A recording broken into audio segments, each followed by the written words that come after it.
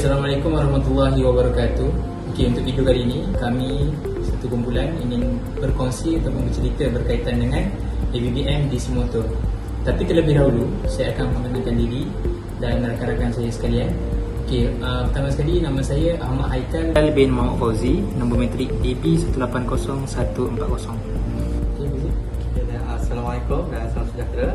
Saya Muhammad Rafizi bin Muhammad Rafizai, bernama matrik DB180007. Terusnya kawan saya. Saya pula Nurul Asma binti Yusof, bermatrik number DB180114. Kita akan teruskan berkaitan dengan tujuan penghasilan ABBM DC Motor ini. Tujuan ABBM DC Motor ini dibina adalah untuk membantu para pelajar, pensyarah, guru menggunakannya dan membantu kita untuk lebih memahami bagaimana DC Motor ini berfungsi, bagaimana kendaliannya dan apakah faktor-faktor yang terdapat dalam DC Motor, sama ada kelajuan putaran dan arah putaran. Jadi untuk seterusnya saya akan menerangkanlah komponen-komponen yang terdapat dalam ABBM DC Motor ini, dan saya akan terangkan serba sedikit bagaimana proses ataupun binaannya.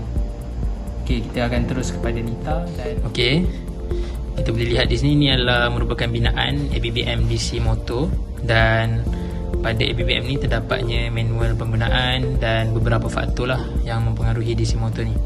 Saya akan terangkan secara detail setiap komponen yang terdapat pada ABBM DC Motor ni.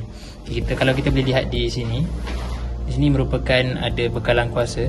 Bekalan kuasa ni daripada inilah sos yang ada, dan bekalan yang kita bekalkan adalah 12 volt. Lepas tu seterusnya kita boleh lihat sini akan ada dua magnet, magnet 1 dan magnet 2 untuk medan magnet. Kat sini ada coil yang dililit pada rotor. Dekat sini ada commutator dan kat sini ada berus karbon. Seterusnya kita akan ada, kalau lihat belah bawah ni, kita ada probe positif dan negatif, terminal dan switch on off. Switch on off ni berfungsi untuk memutuskan menyambung litar, dan terminal ni untuk kita mengubah sama ada positif, kita akan ubahlah polariti dia lah, sama ada positif negatif ataupun negatif positif. Itu merupakan komponen-komponen yang terdapat pada ABBM DC Motor. Seterusnya saya akan serahkan kepada rakan saya untuk menerangkan lebih lanjut berkaitan dengan bekalan kuasa yang kita salurkan ke DC Motor ni. Berapa volt yang digunakan, apa komponen yang digunakan. Jadi saya serahkan kepada saudari Asma. Terima kasih diucapkan kepada saudara Haikal sebentar tadi atas penerangannya yang tadi. Diteruskan lagi dengan bekalan kuasa. Di sini saya akan menceritakan dengan lebih terperinci berkaitan bekalan kuasa yang telah digunakan. Seperti kita sedia maklum, ABBM ini adalah ABBM berjenis DC Motor. Jadi supply yang dibekalkan kepada ABBM ini merupakan supply jenis DC. Dalam projek kali ini, kumpulan kami telah memilih untuk menggunakan adapter. Fungsi adapter adalah menukarkan daripada AC to DC. Di sini saya akan tunjukkan adapter yang telah kami gunakan. Bekalan kuasa yang disambungkan kepada plug adalah bekalan kuasa masukan adalah 240 volt. Kemudian akan menukarkan DC masukkan kepada motor 12 volt. Itu saja daripada saya. Sekian, terima kasih. Terima kasih kepada Asma atas penerangan berkenaan dengan adapter sebentar tadi. Baiklah, sekarang giliran saya pula untuk menerangkan berkenaan salah satu faktor yang mempengaruhi kelajuan motor, iaitu air gap ataupun dalam bahasa Melayunya ialah sela udara. Seperti yang sedia maklum, sela udara ini adalah akan mempengaruhi kelajuan sesebuah motor. Bagaimana? Itu saya akan terangkan sebentar lagi. Baiklah, seperti yang kita dapat lihat di ABBM DC Motor, terdapatnya dua magnet, iaitu magnet 1 dan magnet 2. Jadi untuk kita buat pengujian kepada sela udara ataupun air gap ini adalah dengan kita melaraskan magnet 1 dan magnet 2. Seperti kita lihat, kita boleh laraskan kedua-dua magnet ini semakin hampir dan semakin jauh. Okey, pertama kita laraskan dahulu kedua-dua magnet ini semakin hampir antara satu sama lain. Okey, jadi kita akan onkan switch. Jadi sekarang ni kita lihat putaran motor ada agak laju. Jadi apabila kita melaraskan magnet 1 dan magnet 2, kita lihat kepada putaran rotor ini.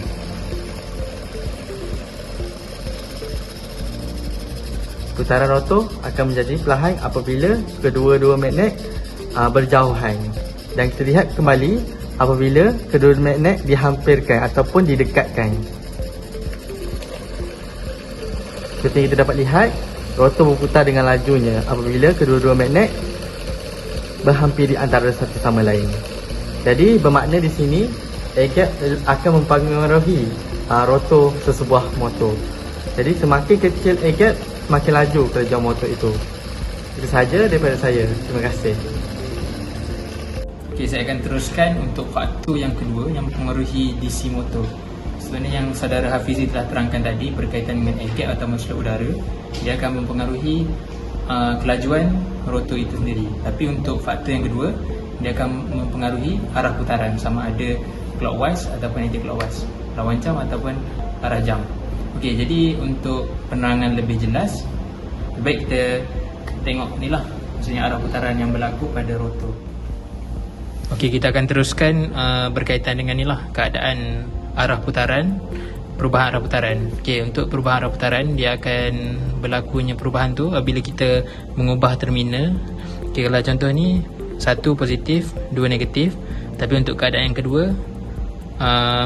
yang 2 ni akan jadi positif, yang 1 ni akan jadi negatif. Okey, untuk keadaan pertama, kita onkan dulu.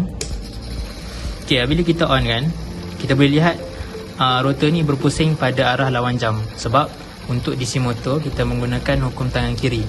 Okey, hukum tangan kiri untuk ibu jari merujuk kepada pergerakan ataupun motion. Untuk jari telunjuk merujuk kepada medan magnet, dan jari tengah merujuk kepada arus. Okey, kita tahu arus masuk ke dalam. Jadi okey, ni adalah magnet north ataupun utara, ni selatan. Jadi medan magnet daripada north ke selatan. Untuk arus masuk ke dalam, dan kita boleh lihat sini motion menunjuk ke bawah. Jadi arah putaran pada lawan jam. Okey, untuk keadaan yang kedua, kita offkan dulu. Kita tukar terminal.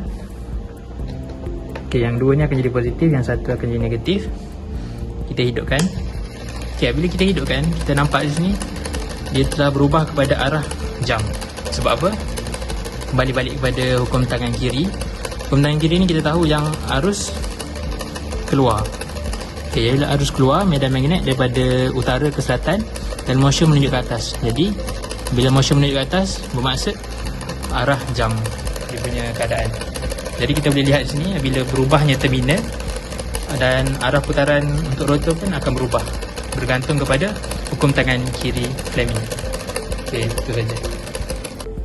Okey, selesai sudah untuk pembentangan berkaitan dengan ABBM DC motor.